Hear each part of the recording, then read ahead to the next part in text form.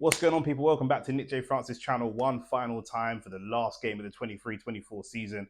2-1 Arsenal, but 3-1 Manchester City against West Ham. And that means that once again, back-to-back seasons, we finished second and we've come so close to a Premier League title. I know not as close as Man United for the Aguero goal, not as close as Liverpool for 97 points or whatever it is, but it doesn't matter. We're Arsenal Football Club. This is what we're here to talk about, and we've not fallen at the final hurdle, but by the time we got to the last game of the season, we had really given all of the power to Manchester City to dictate their own future. We allowed, or their own destiny rather, we ended up in a situation where we really needed West Ham to do something unbelievable and go to the Etihad and win or draw, which is very unlikely, and for us to beat Everton, which is a lot more likely. And I was watching the game with a bunch of fans around us at the pub. Shout out to Jamie. Jamie come over and we went to the pub to watch the game. And it was, you could see the nerves. It was a very nervy game. Looking at the starting 11 straight away, Saka out of injury, Martinelli playing in a position that's not his favourite position, Thomas Partey getting a start and getting a bit of a run of games, which makes you think, is he on his way out as we were led to believe? And then the rest of it was pretty much what we expected. Trossard starting on the left, obviously, because Martinelli was starting on the right, and Kai Havertz up top. And competitive game, I thought just in terms of this game, I thought Sean Dyche did very well. He actually doesn't have a terrible record against Arsenal. He pretty much knows how we're going to play. We know how he's going to play, and often we just have the better players. I think that the game plan worked really well. Their goal came from a deflection. They didn't really create too much. A couple of sitting deep, hitting on the counter with Calvert-Lewin running behind, and Dwight McNeil is always the sort of talisman for any Sean Dyche team, and using the athleticism of the midfield. I thought Doucouré was really good today. Very lucky not to get a red card for that foul on Gabriel, but very lucky in that one. But I did think he was very good today. And then, of course, our goals were, they sat in a low block, trying to cut them open a little bit. I thought Ben White was fantastic today, again, as he has been. But ultimately, we weren't able to really change our destiny because, like I say, the games running up to this where we've dropped points, mostly we're looking at that Aston Villa game is the only game that we've lost in 2024 in the league, that is. But yeah, it's super disappointing. It's super disappointing. And look, I don't want to make this a 20-30 minute video, so I'm just going to talk about the game and the season quickly, and then I'll drop other videos going forwards about Arteta himself and the signings and all that kind of stuff. I just want to run through things, a bit of a whistle-stop tour. So if you want to see more content about what I think we can do to go to the next level and start winning those big trophies again, get back to winning those big trophies, then obviously like the video, subscribe to the channel, and there's going to be a lot more content coming out. We're going to have a lot more time to talk directly to Arsenal fans and build a bit of a community of Arsenal fans to discuss this stuff. But just on the game today, I thought the positive that I'll take from the game today, Jurriën Timber is back, who looks phenomenal. He looks just as phenomenal as he did when he was injured. And, Arteta using these subs that we don't normally see. Emil Smith-Rowe came on. He had a couple of opportunities to score. He didn't look quite sharp enough to take those chances, but looked still pretty technical. We could see why he potentially has a future at Arsenal or at a top club. Jurriën Timber looking fantastic as well.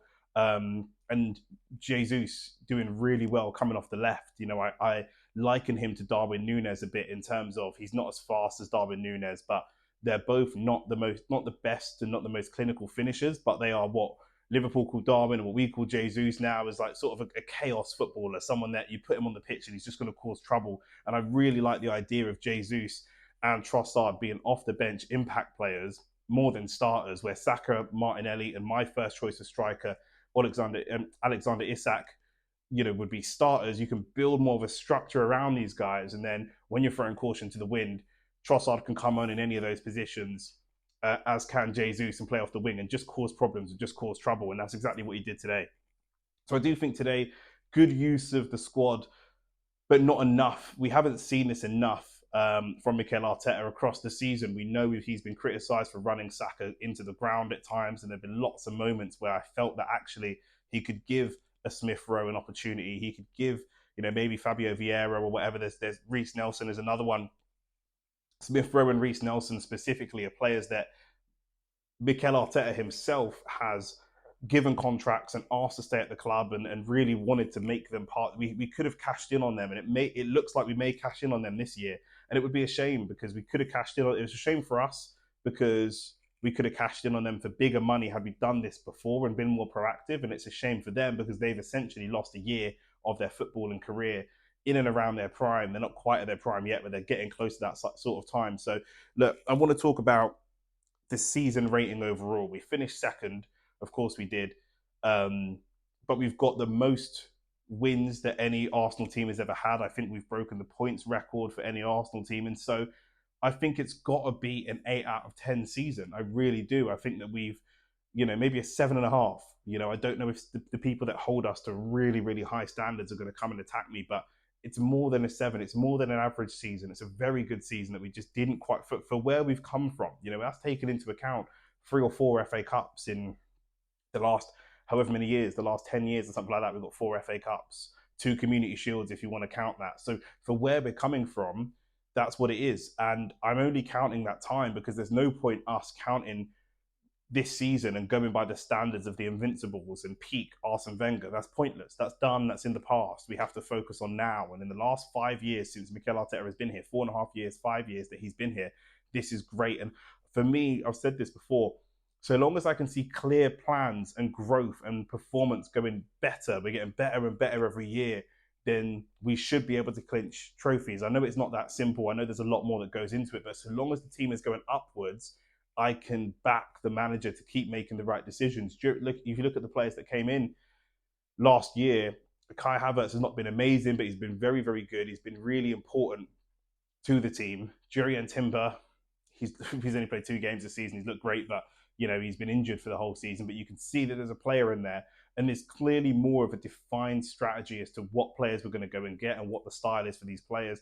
And even if there is a little bit of a tinkering of, maybe Havertz came in as an 8, maybe he plays 9, what happens to Jesus? We can discuss those things. But I think the players that came in haven't performed badly at all.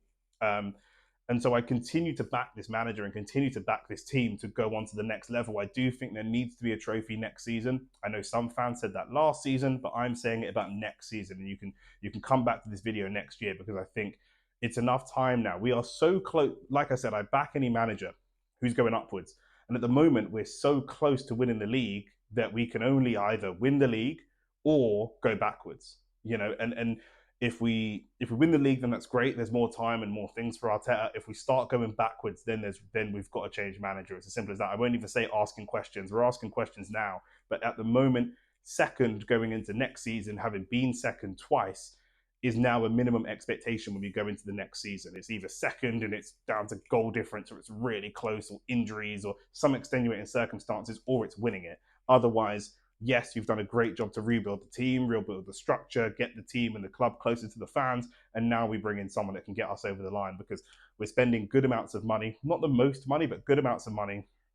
We've got good talent in the team, and we are at risk of, with some of these players, starting to lose them actually because we've gone through 2 title races now and not quite getting over the edge. So for me, a 7.5, maybe an 8 out of 10.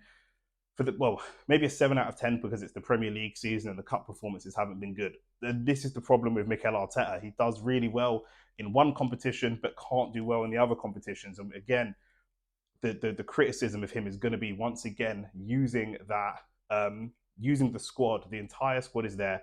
They need to be rotated. He's a good coach.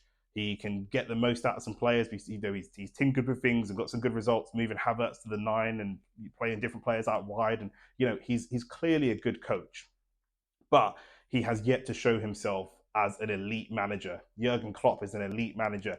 Pep Guardiola is an elite manager.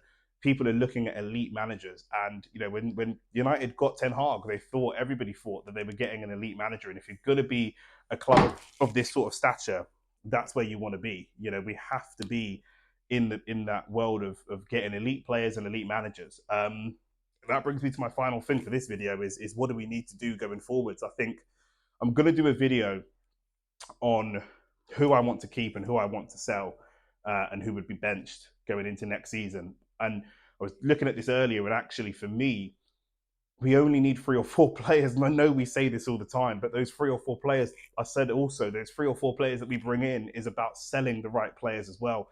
We're holding on to players for too long. We're not cashing in at the right time, and that stops us from buying and bringing in the right player. And we're seeing players like Isak go to Newcastle, where we're seeing players like Kudus go to West Ham, and we feel that those players who are real breakout, standout players should be playing for us as Arsenal. And that might sound arrogant, but I'm not going to apologise for that, because ultimately Newcastle don't go into the season with the expectation of winning big trophies. West Ham don't go into the season with the expectation of winning the big trophies. We go into the season with the expectation of winning big trophies. So if there are single starlet players out there that are just on their way up, not quite world superstars now, but just on their way to getting there, I believe Arsenal Football Club with Mikel Arteta is one of the best projects in the world, top 3 maybe projects in the world to be a part of. But we need to go out and sell that to those players and get those players over the line. So I do think that, from a defensive perspective, we are pretty much there. I don't think I would change too much in that defense. We've got Jurriën Timber coming back, Tommy Asu. We've got a bunch of players that can play, apart from Zinchenko and maybe Gabriel. We've got a bunch of players that can play different positions across the defense. The goalkeeper, I wouldn't change. That entire defensive department, I would leave as it is. The big questions are going to be Thomas Partey, not fit and available enough. The best ability is availability. He's only been fit for 40% of the games. For somebody that, since we signed him, for somebody who's 31 years of age now, I'm not sure. I said last summer, I think we should cash in on him. And if we can get decent money from Saudi, I think he needs to go. Jorginho seems to be more of a, Partey and them, they're different types of players, but Jorginho is more of a leader. And I think Partey is somebody that we need to replace / upgrade. And when I say upgrade, I mean, if we can find someone in the world of football that plays football similar to how Partey plays, but is fit and available every week, I'm taking that and snatching your hand before that every single time. Jesus, for me, would be dropped to a bench player, like I said before, and Nketiah would be sold, and we would bring in a top-level number 9, someone that can get us 15, 20 goals every single season, no matter what, and they're a specialist striker. And that's, I make no apology for that. I think that is one of the key things that gets us over the line. We replace a top-class number 6 and a top-class number 9 who are dedicated starters, and we bring in somebody that can cover Saka on the wings as well, and ideally someone that can play both wings. Maybe if we bring in a 9, that person can be Jesus, and he can cover the wings with Kai Havertz being the backup striker. Maybe it looks something like that, but I really do believe that if we bring that in and we use everybody in the team, and that includes Reece Nelson if he stays, that includes Smith Rowe if he stays, that includes Jorginho if he stays, Fabio Vieira coming back from injury, Jurriën Timber coming back from injury. If we can replace those players and use the entire squad and use it when appropriate, I think that we could really go into next season with the expectation of winning a big trophy. The talent in the football that we have is there. We need to be braver.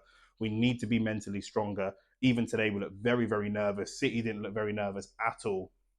And that really is the difference at the moment. A lot of that comes from the players, but a lot of that comes from the manager as well. And that's a real mentality change. This summer is going to be absolutely pivotal to the future of Arsenal Football Club and the future of Mikel Arteta at Arsenal Football Club and his management career in general. And I don't think that we're far off. So I'm absolutely heartbroken today. I'm not massive. I am heartbroken, but I'm not, because obviously we didn't expect to go and win it today. We knew that it was pretty much out of our hands, but we did everything that we could. I'm still very proud of the team. I am.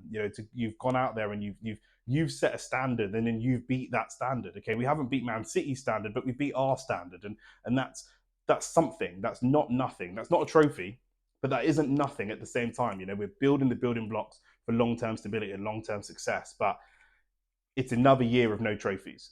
Once again, another year of no trophies, which for the Arsenal team, in the state that the current club is in, where it's a well-run club and we've got good commercial deals and all the rest of it, we shouldn't really be ending the season with no trophies. These things shouldn't happen. We've got the Community Shield at the beginning of the season. It might be, maybe that's where we are again next season. But whether it's an FA Cup, a League Cup, whatever, but major trophies have to be coming to the club next season. They have to, provided that we go and do this business the right way. We've got no more excuses, no more reasons, and let's do it next year. But for now, that's all I've got time for. Like I say, like the video, subscribe. We'll have much more content coming from boxing, from football. We're going to break this Arsenal thing down and where I feel that we lost the league a lot more in a lot more detail through the summer. And stick with us. We might be doing some content for the Euros as well and all that kind of stuff. So like the video, subscribe to the channel. Nick J. Francis, I'm out. Peace.